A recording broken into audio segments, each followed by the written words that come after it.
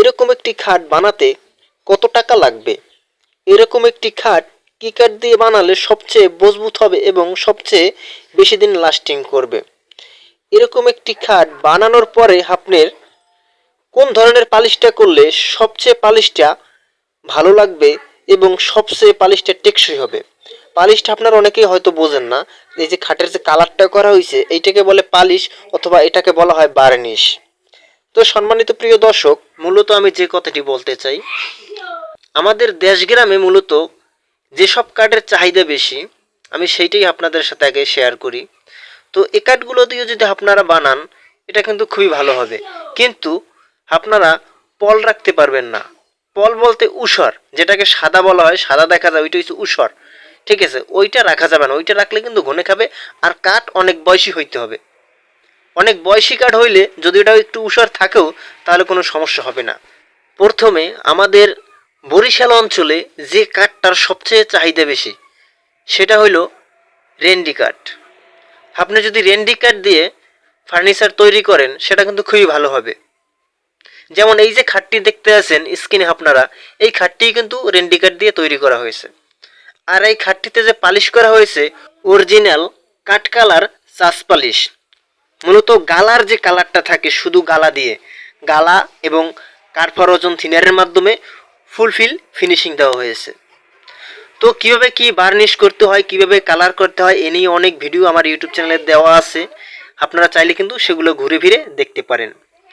তো সম্মানিত প্রিয় দর্শক, এখন আসি আমাদের বরিশালের আরেকটা জনপ্রিয় কাঠ আছে। এটা শুধু বরিশালে না, অন্য অন্য বাংলাদেশের অন্য অন্য ডিস্ট্রিক্টেও আছে, খুবই জনপ্রিয়। সেটা হলো মেহগনি কাঠ। আপনার ফার্নিচার কিন্তু আপনি মেহগনি কাঠ দিয়েও বানাতে পারেন। মেহগনি কাঠে কিন্তু খুবই সুন্দর মসৃণ ফিনিশিং আসে, আর দেখতেও কিন্তু মেহগনি কাঠের ফার্নিচারগুলো চমৎকার লাগে। তাছাড়া আপনি কিন্তু করই কাঠ দিয়েও আপনার ফার্নিচার তৈরি করতে পারেন, কিন্তু একটি কারণ আছে। কারণটা হলো গিয়ে, করই কাঠে আপনি চুল পরিমাণ উষর দিতে পারবেন না, তাহলে ওই চুল পরিমাণ উষরেই কিন্তু ঘনে খেয়ে ফেলবে। এই জিনিসটা কিন্তু মাথায় রাখতে হবে। অল সার থাকতে হবে যদি করই কাঠ দিয়ে আপনি ফার্নিচার বানান। তো সম্মানিত প্রিয় দর্শক, আমাদের বরিশালের দেশগ্রামে মূলত এই যে তিনটা গাছ, বর্তমান যুগে এই তিনটা গাছের ফার্নিচারের কিন্তু খুবই খুবই চাহিদা। যেমন রেন্ডি, মেহগনি, কুরই।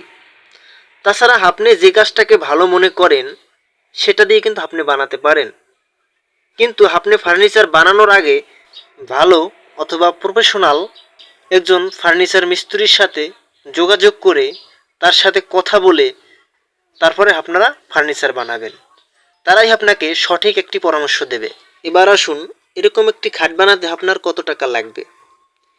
এরকম একটি খাট যে কোনো ফার্নিচার দোকান থেকে যদি অর্ডার দিয়ে বানান তাহলে 20 থেকে 25,000 টাকা লাগবে যদি আপনি রেন্ডি গাছ দিয়ে বানান। আর যদি মেহগুনি দিয়ে বানান তাহলে 30 থেকে 35,000 টাকা লাগবে। আর যদি করই কাঠ দিয়ে আপনি বানাতে চান তাহলে আপনার 35 থেকে 40 অথবা 45 এর মধ্যে আপনি বানাতে পারবেন। আপনারা যে স্ক্রিনে যে খাটটি দেখতে আছেন মূলত এইটা কিন্তু এই যে নকশার যে প্লেটটা যেটা নকশা করা হয়েছে এটা কিন্তু পাকা 2 ইঞ্চি মোটা আছে। তো আপনারা চাইলে 2 ইঞ্চি মোটা দিয়ে বানাতে পারেন, 1.5 ইঞ্চি মোটা দিয়ে বানাতে পারেন, তাতে কোনো সমস্যা নাই। মূলত আপনার কাঠ ভালো হতে হবে, তাহলে লাস্টিং করবে। আর মূলত এই যে খাটটি এইটি হয়েছে সেমি বক্স খাট। আপনি যদি ফুল বক্স বানান তাহলে টাকা একটু কম বেশিও লাগতে পারে। এখন আসেন, এরকম একটি খাটে কোন ধরনের পালিশ করলে, কোন ধরনের কালার করলে অনেক দিন লাস্টিং করবে।